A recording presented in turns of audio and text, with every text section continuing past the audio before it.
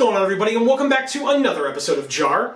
JaAR, for those of you that may be new, stands for Joe and Amy Review, and this is our now twice weekly show where we review the Magic stories. And this time we are back with more of the Dominaria United main stories with episode 4, A Brutal Blow by Langley Hyde. My quick review at the top of this one is I thought this story was good.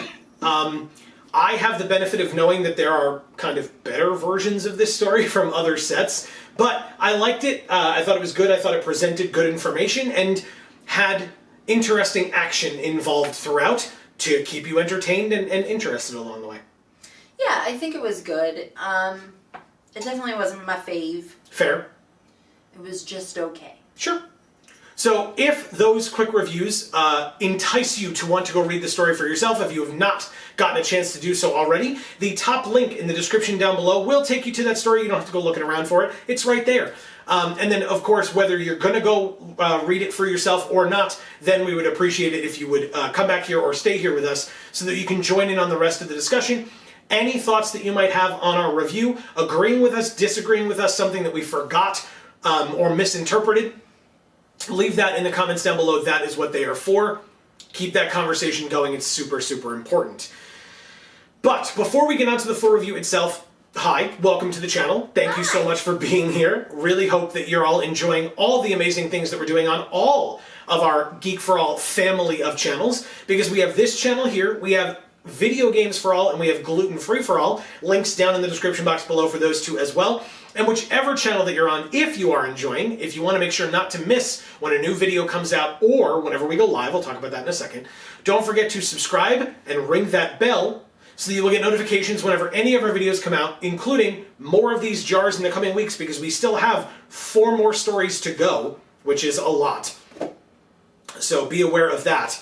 And yes, as I mentioned, we are live every Monday and Friday from 8 to 10 p.m., starting at 8 p.m. Eastern, right here on this channel, where on Mondays we play MTG Arena, and on Fridays we play whatever video game we happen to be playing at the time.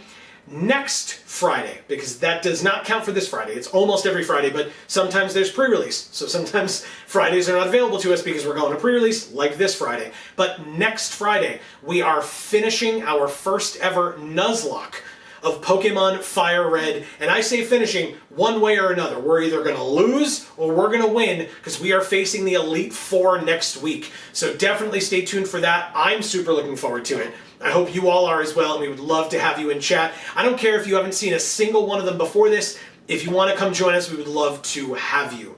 And then if you missed it, we had the early access event on Tuesday, sponsored by Wizards of the Coast. It was an absolute blast. We really appreciate each and every one of you who were there with us. If you did not get a chance to see it, it was a long one, but the VOD is up on this channel, and we encourage you to check it out for yourselves. And again, thank you to Wizards for sponsoring us, and thank you to all of you who were there with us. It's always an honor and a blast to be invited and to have that opportunity. So, we're grateful. Super grateful every single time, and for all of you and for the opportunity that is given to us. So, I think that's it. So now we can get back to the full review itself. Thank you for bearing with us for that short moment there. But yes, this was a bit of a story of splitting the party again, which it started very idiotically, if you will. Karn literally says, I wrote this quote down, Karn says, "Our forces are stronger together than apart. Phyrexian tactics rely on dividing us." And then 1 or 2 paragraphs later, I think it was 1. JaAR says, "So, we split up." Yep. What? Why? I was sitting there going, okay, one of these people has to be a sleeper agent.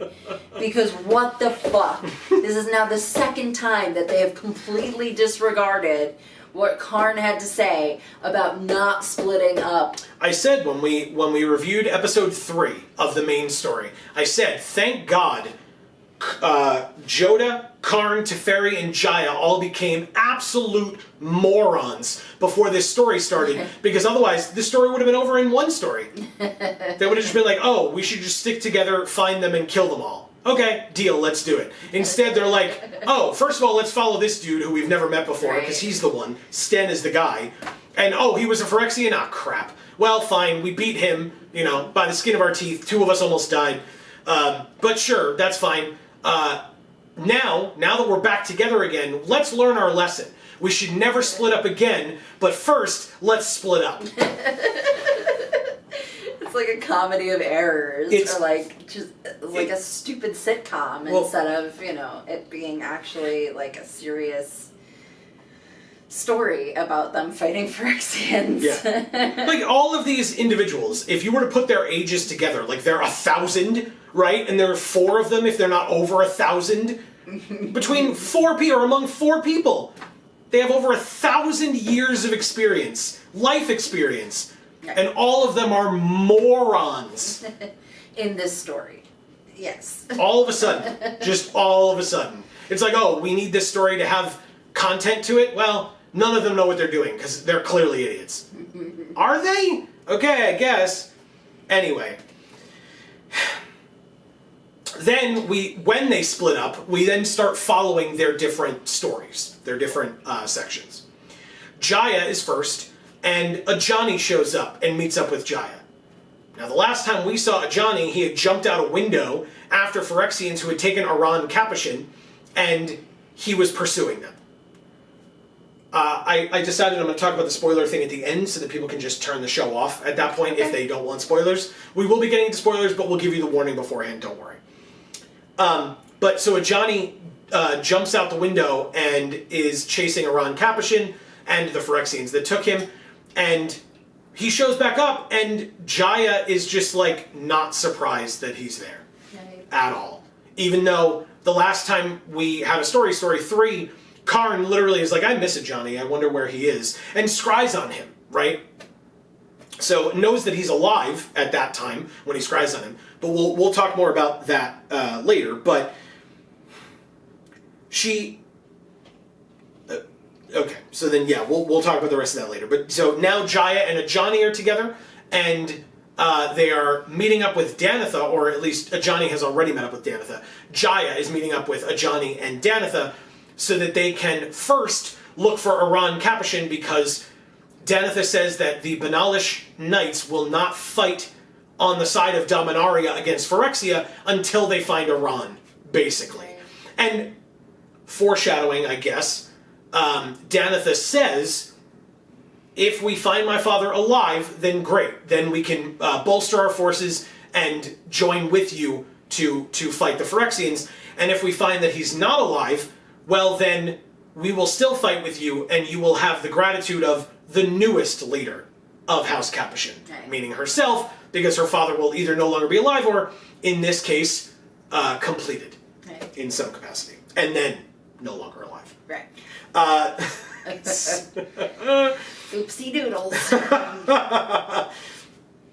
Now, I genuinely thought when we went to Joda, and I guess I should have known, but I didn't. When we went to Joda, Joda is talking to Myria, tries to get Myria to have the Yavamayan elves join forces and help, and Myria's just like, you know, is like, well, we're not going to do it. And Joda's like, okay, but like, here's all the reasons why you should. Right. And she just super condescendingly pats him on the shoulder and is like, good job, those are good arguments. And then just walks away. Yeah, and then just leaves.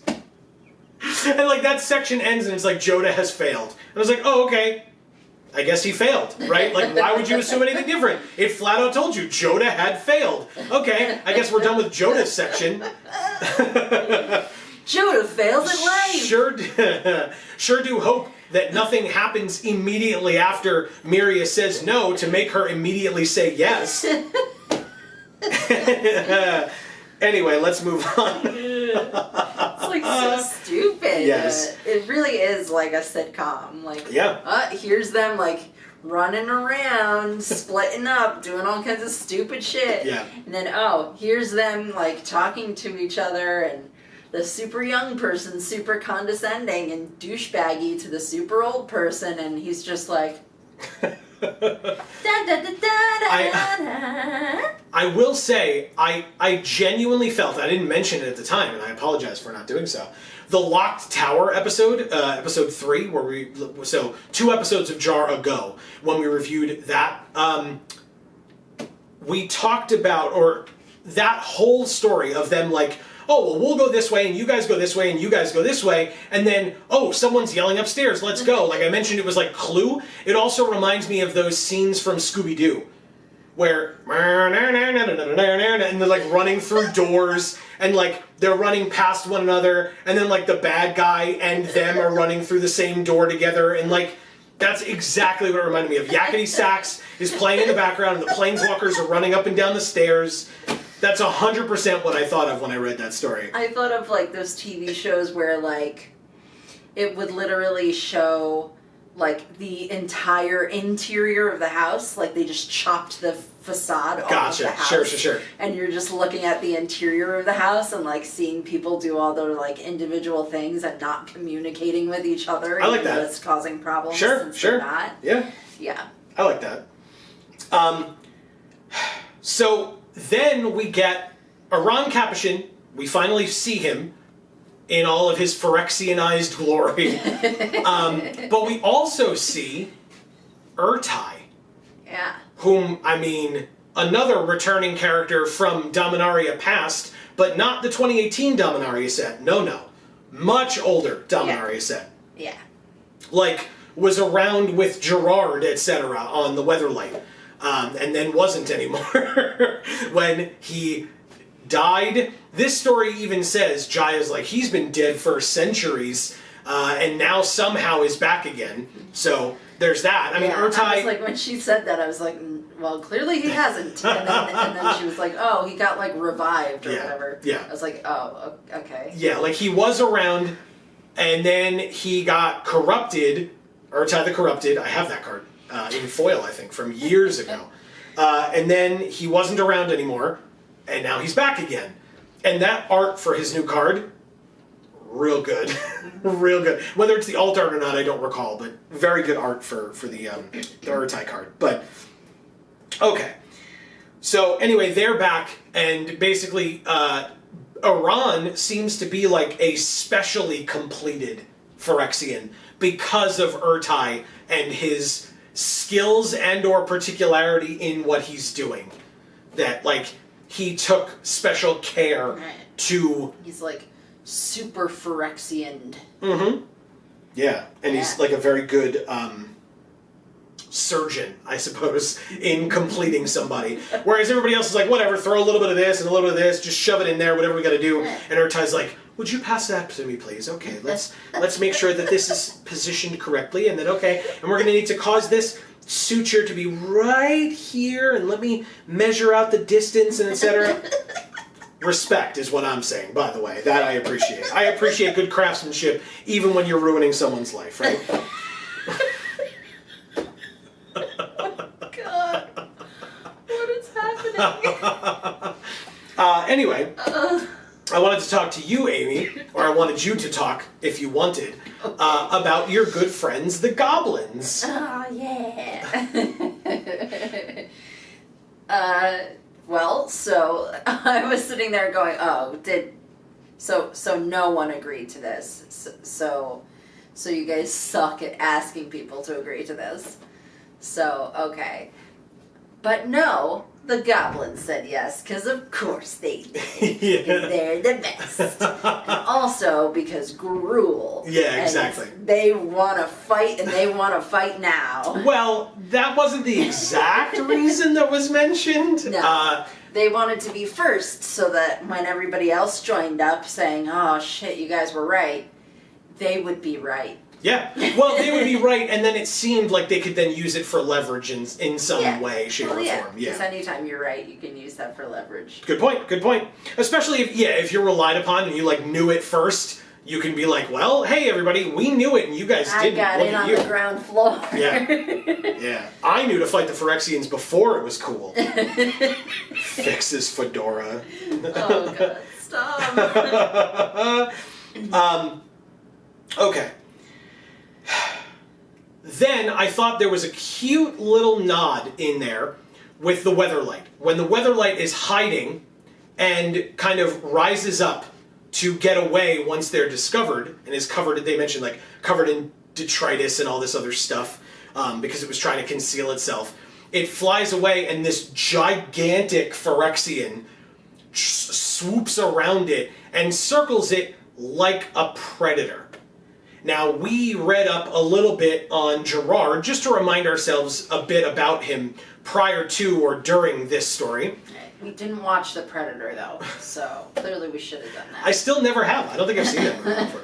I'm aware of it. I mean, I've been around. But yeah, no, I've never actually seen it. But one of the things that we read about or were reminded of was that back in the day of Dominaria and of the Weatherlight, the other ship that the Weatherlight, like, typically fought against or often fought against was called the Predator. And so this story literally says that it's being circled like a predator. Or like the Phyrexian is circling it like a predator. I thought that was, again, a clever little nod as a little Easter egg, which leads me to believe that there are probably a ton of Easter eggs in these stories that we are fully missing. Right. And honestly, as long as the story is okay, in my opinion, that is fine. Because if I'm still enjoying myself reading the story and I don't miss the Easter eggs, and I'm not looking at something and going, why is that there? And it's because it's like some obscure reference to something that happened in a novel that released 25 years ago, then I'm fine with Easter eggs being in there. And the fact that I noticed that one felt really good. So it's nice that that was there, because even if I hadn't recognized that one, it would have taken nothing away from the story. I would not have thought it was odd that the word predator was used there, because they were being circled like a predator does with prey. So, like, it makes perfect sense. But at the same time, if you know the backstory, you get that little bit of, oh, I see what you did there, and it's just a cool moment to feel that way. So I liked it. Then we get, so back in Dominaria, you and I didn't talk about this, but we did at the time, of course. Back in Dominaria 2018, the Martha Wells Dominaria stories. Okay. We have been on the record that we did not love those. Yeah, we are not, we don't try to hide that at any point. But we were fair to them, I'd like to think. And so there were some that we did enjoy, or that we did give credit when they were good. And one of them that we gave a lot of credit to, and that I frankly really enjoyed, was the one with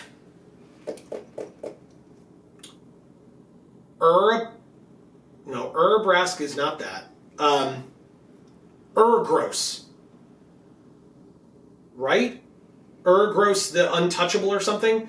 There was a legend from the original Dominaria set. That character shows up at one point to fight the good guys. And they're fighting it, and there's that moment. But at the same time, like, Liliana and Gideon are, like, inside facing off with Belzenlock, and then outside Yargle shows up as well. It's like this big, like, massive, like, oh my god, what's gonna happen? Are they all gonna survive? Back and forth that keeps happening. And every time something big happens in area number 1, they cut to area 2. And then something big happens in area 2, whoops, time to cut back to area 1. Okay, then they defeat what that big scary thing was, but now here's the next threat. Back to area 2, like, just in that moment where you're like, oh my god, what's going to happen next? Well, you're going to have to wait and find out, because we're going to the next spot instead. That's sort of what happened here as well.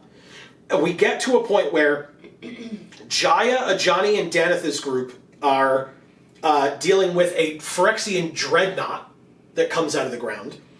Joda and Miria are facing a dragon engine piloted by Rona, and then Ajani and Teferi and the Weatherlight have this gigantic flying Phyrexian that is haggering the Weatherlight in the air.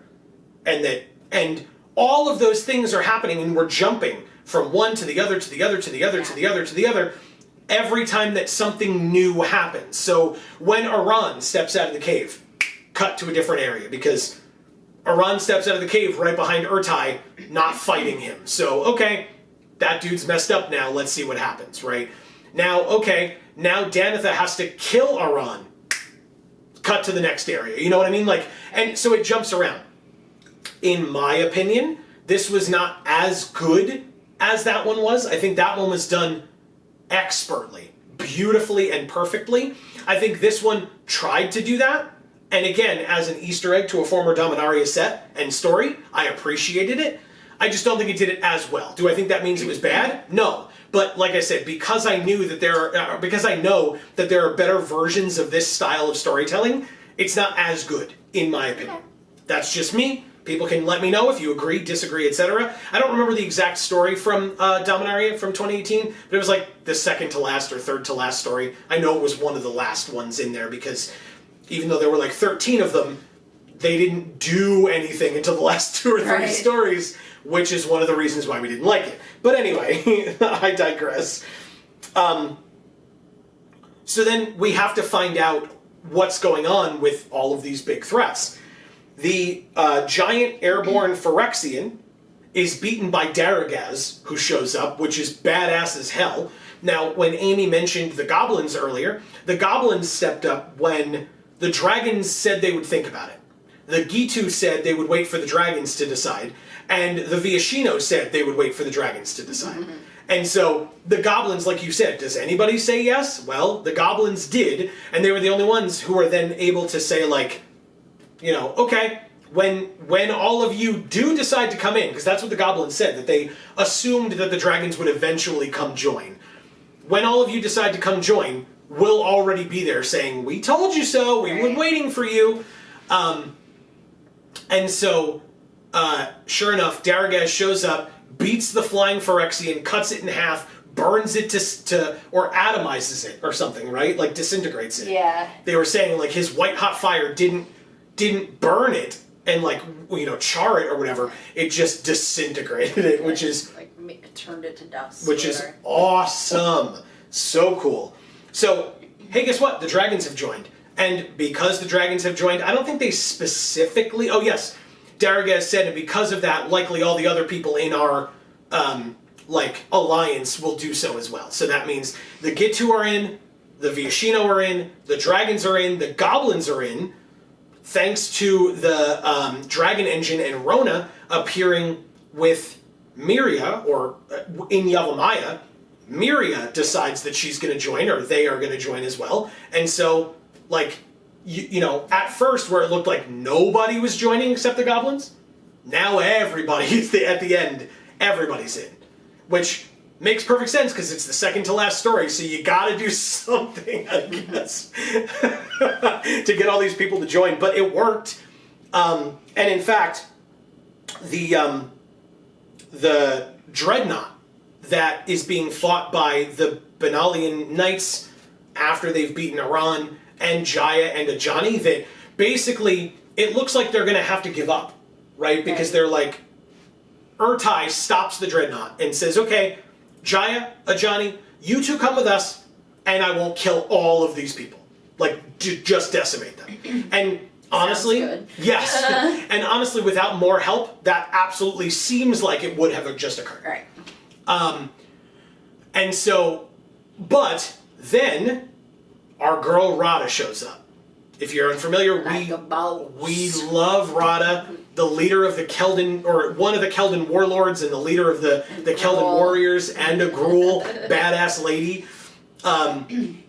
She shows up and flies in on her golden ship that she, like, found, and that Jaya was very surprised to see that it still existed. And they all jump off, they all being Rada and the other Keldon warriors, jump off onto the dreadnought and just start, like, killing it. Yep. Right then and there. To the point where, I mean, I thought there was not as much body horror in this one until the end. And then at the end it was just like, Rada slices a hole in the eye to the point where she can stand in the socket. Like, why would you do that? And then, That's fucking disgusting. Like, you're just gonna have so much slop on you. And they did the description of all of the liquids and the cutting and stuff that was going on in that eye as it like oozed out all over her and stuff. Very good. Very, very good. Clean that shit up. She was working on it. You know, you gotta cut it up into little pieces and then you can just get rid of the little pieces. Just sanitize the whole thing. And so then now you know that Radha and the Keldon warriors are there. You know now that the Banalish Knights will be joining. So like it truly is by the end of this, every group, like main group on Dominaria minus the Argivian forces, basically, because they've been taken over by Phyrexia. All the other groups are in. They have all decided to pledge to the Planeswalkers and or defenders of Dominaria that they will side with Dominaria. They Yes, didn't take the oath. they did. They took the oath. All of them. Then, last couple of things, we get a cute sentiment, like an actual cute moment that I think was a little out of place because they kind of just like shoved it in there because there's only 5 stories to tell a story with, so they don't really have time. But and it's a sitcom, so that's how you do it. Everything is slapstick until like the last thing. well, I will say, I didn't write this down, but Joda and Miria had a comedic moment together when they're like flying to go take on the Dragon Engine, and Joda is like stealing himself, getting ready, and it was too late, and he just like flops around and like grabs onto Miria in like an awkward way to like get up to where they're going because they flew or like, you know, jolted over there. And then when they get there, Miria's like, you know, can you hold up a spell to like protect me? And Joda's like, oh, is that why I'm here? You know, like just that like moment of levity among all of this, like, oh God, we're all going to die. Like the moments before, whether it was after a cut or before, I don't remember. But moments before, you had Joda discussing the fact that there was a child that was carried out of a Yavamayan home bleeding from the nose and mouth. Like, that's not happy fun times. Pretty fucked up. Yeah, like that's not, you know, let's joke around or whatever. And yet, if there was any like comedic relief in this story, it was Joda and Miria. So I guess, and the if I didn't mention it and you care, the Dragon Engine piloted by Rona was beaten by Miria, finding a piece of Thran tech that created a vacuum circle. And it, like, killed the Dragon Engine, basically. But Rona somehow was able to escape. Even though the Dragon Engine just starts snapping and breaking apart right then and there. All the, like, you know, internal parts to it are just being destroyed. And then Rona's just like, oh, and just jumps down, gets out, and then starts breathing heavily because once she's out of the vacuum and can breathe. And then finally, the story ends with Joda. I guess we're supposed to again be surprised. Again, we're not gonna. We'll talk about spoilers in a moment. But if you know the ending, and you know, or you know the cards in this set, this was like, oh, I guess this is supposed to be a big deal. Right. The story ends with Joda being like, "There's a spy in the new coalition." It's like, oh, right. I guess you all thought that it was Sten, and so once Sten died, it was nobody anymore, and you're not worried about it ever again, and Karn can trust everyone all of a sudden, and there are no problems. But there absolutely is still a spy. And so when Joda mentions that, I was just like, oh. And that's the end of the story, because we're not supposed to know that already. We're not supposed to be like just waiting for it to happen. So I thought that was very strange. So like I said, if you're following along with us here and with the stories but not with the cards, or you haven't read the final story yet, don't watch the rest of this video until you read the rest of the stories, because I do want to talk about one spoilery thing because it occurs in this story, and I want to be able to talk about it here as opposed to trying to backtrack when we get to story 5, because I'm sure there's going to be plenty to talk about in episode 5. So maybe. If you're leaving, thanks for being here. We appreciate it. Check us out. You know, subscribe, ring the bell, all that good stuff. And we'll see you in 2 episodes when we talk about. In like 4 episodes when we talk about episode 5, and then we can talk spoiler stuff. But between now and then... Just miming a Yeah. bunch of things Yes. and yawning in the middle of it. There you go. Amy's bored of you leaving. If you're still here, again, spoilers, we're going to be spoiling episode 5 to a degree, and who the sleeper agent is if you were unaware. It's a Johnny. Yay. I don't know how it's done yet, because we have not read episode 5 yet, so we will comment on that later. But something that I wanted to talk about, and again, maybe it gets answered in episode 5, we don't know. But something that bothered me about this, when we talked about Johnny showing up with JaAR, and JaAR is like, not surprised that he's there. And she asks him about his pursuit of the Phyrexians and of Iran Capuchin. And he says, quote, "They outdistanced me, and by the time I circled around, you had left. So I started tracking them and encountered Danitha." So that would be how he got to the point where he is right now when he meets up with JaAR. But we know that that's not true already. Right. That's not correct, because Karn scried on a Johnny and saw him fighting Phyrexians in the last story, in episode 3. But he doesn't mention that at all. In fact, based on that statement, it implies that he didn't get to them at all. Right. And yet, we know, and because Karn knows, that he was actually fighting Phyrexians. So, that would be fine, right? He's the sleeper agent, so he's clearly lying. No, because from everything that we've heard, from the last story that we reviewed, which was the side story with Jared Carthalion, Jared mentions when he kills the student who has been completed, he says she was innocent, and she probably didn't even know what was put into her. Right. She just changed when Ulf runs by, because he's got the thing that the Phyrexians need, so, okay, let's wake you up now and make you a Phyrexian to chase after him. Right. And now you're no longer yourself. Hypnotized you into being evil or whatever. But until that moment, at least based on the story, or at least based on what we're being told, I have inferred, or like read it to mean, that until that moment these people don't know that they are any different than they have been their entire lives.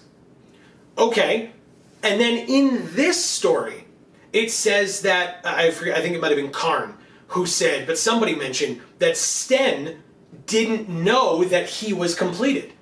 Prior to hearing from Karn where the Silex is, it was a lie, and transforming into a gigantic Phyrexian and trying to kill them.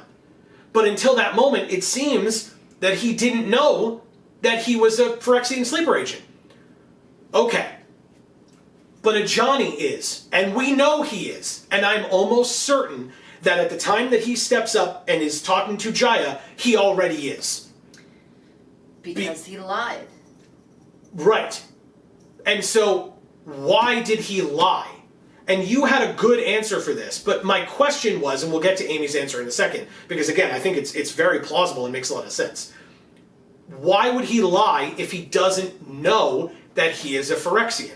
There is no motive for him to lie in that moment. It's not like he doesn't trust JaAR. Right. And it's not like he has any reason to not want JaAR to suspect him as the sleeper agent. Right. Where he would have to lie and be like, I didn't even get anywhere near them. Don't worry about it. Like, if he did, why wouldn't he just say, well, I fought them? Right. Because then maybe she would say, oh, let me check you for cuts or something where some oil might have gotten in. He wouldn't be trying to lie about that to, not have her cast suspicion on him, because he's not that person. Like, he would absolutely be like, oh, yes, definitely make sure that I'm not someone I'm not supposed to be or whatever. Right. So it boggled my mind that in one breath they're telling us, okay, none of these people know that they're sleeper agents until the moment that they transform and reveal themselves to be Phyrexianized or completed. But also, a Johnny is now just lying to JaAR. But you said... I said, if sleeper agents don't know they're sleeper agents, do they have a reason to lie to their friends? No. But they're sleeper agents. So they're doing all of these actions, right, that are benefiting the Phyrexians instead of benefiting their friends, right? And one of those actions, in my mind, would be lying to their friends in order to benefit the Phyrexians. So, right. So, okay, but so just so that I can interpret it and make sure that I understand. So that would mean that for the example of a Johnny lying, he doesn't think that he's lying or know that he's lying because the completion like erased those memories, I suppose, or implanted new ones. Brainwashed him or whatever. Okay. You know, like I said before, like hypnotized him into being evil. Yeah. You know, but he's not sitting there going, I'm evil now, ha ha. You know, he's sitting there just doing what he thinks what he probably thinks he was always planning on doing. Sure. Even though he wasn't always planning on doing that, and now he's planning on doing that because he's been manipulated in such a way that that's what he's doing now. So yeah, I think a lying would be part of that, right? Does he know that he's lying is really the question, right? Because we don't know if he knows if he's lying, right? I mean, yeah, I don't know. It's and again, like I said, I think that's very plausible, but is at this point pure speculation because we have no idea. If at some point they come back to this and say, "Oh, well, I've been a Phyrexian this whole time, and you just and I've been working for them this whole time," because again, the other thing that I thought of was like with him and Tamio, right? They are seemingly, like they being planeswalkers in general, are more centralized to Phyrexia's plan, it seems. Or at least Elish Norn / the Praetor's plans. Right.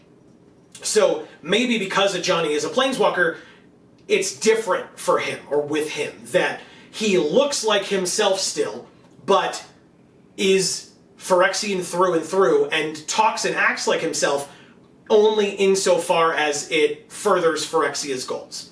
Right. That's the other possibility that I thought of.